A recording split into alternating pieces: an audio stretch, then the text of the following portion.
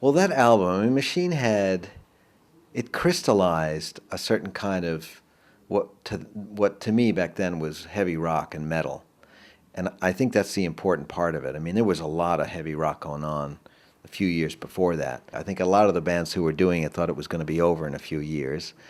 But when that album came out, from me and my friends being in a high school rock band that was playing Sabbath and Stones and Hendrix and Cream and stuff like that, it meant a lot because we stepped back and we said, "Wow, this record has done it right. There's something solid about it. There's something cultured about it. It's gutsy, it's bluesy, it's soulful, but it's polished at the same time. And certainly from a guitar player's point of view, it was, being an American, it sounded kind of exotic in a way. I started playing drums when I was 9, but switched over to guitar the day that Hendrix died. And I think that during leading up to that period, I'd heard Deep Purple. Of course, they had a couple of hits on the radio, especially with Hush, and I could tell that Richie was part of that Hendrix club, I guess you'd have to say. There were a bunch of guitar players, and they were forward thinkers. They were third generation electric blues players. That's really what they were, whether they knew it or not. That's what they were doing, and they gave birth to the kind of players like myself and Steve and the guys who are out on tour with me right now, and Eddie Van Halen. All of us grew up listening to that, and we said, that's our foundation. You've got to be as good as that, as interesting as that, as original as that, and don't be afraid to look back to build upon roots.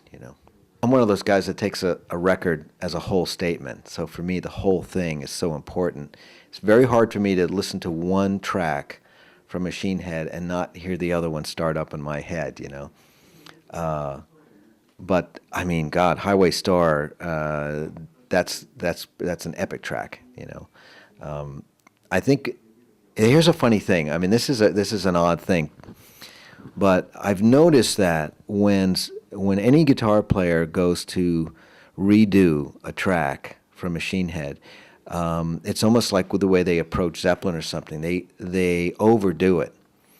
And it's not because they're making a mistake or anything like that. It's really because the music is so powerful, the memory of the music is so powerful that you just think you have to turn up louder, have more distortion or more power. And we're often shocked when we go back to the original recordings and we say, wow, this is actually quite delicate. There's a lot of space. Richie's not playing there at all. And then when he comes in, it's kind of delicate, and Ian's just playing this really light shuffle, but it's somehow it's big. That's something that I think was not present during my generation. When I started playing, everyone was already kind of overdoing it, and everything was growing, really big. The Purple guys come from that group of players that learned how to play out of the 50s when there was a lot of stuff going on. The swing and the groove was still present, I think, as a starting point for people. Things got very straight, during my coming of age. Things starting to straighten out a little bit more.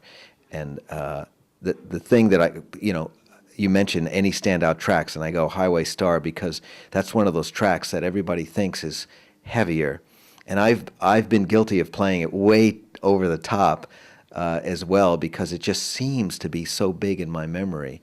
But it's because they played it so well with so much finesse. If I look at Deep Purple and Led Zeppelin and Stones and Hendrix and Cream, to me they're just icons. They're brilliant legends, and I wouldn't want to take any one of them out of my DNA. You know what I mean?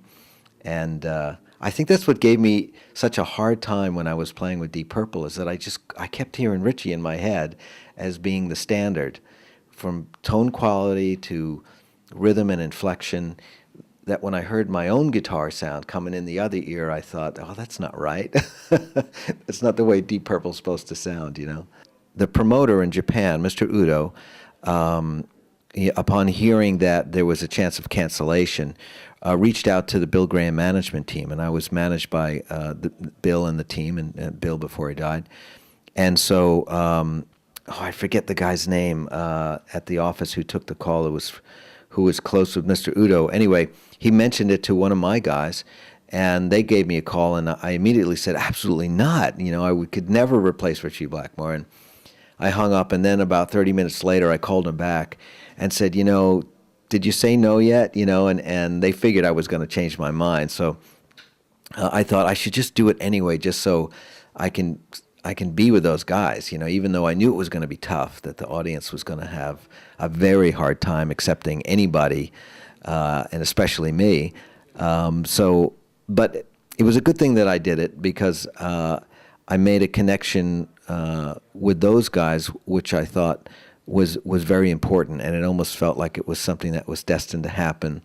And as you know, the Deep Purple guys are fabulous human beings, and so you do feel welcomed, because of, they just have genuine hearts and they welcome you in.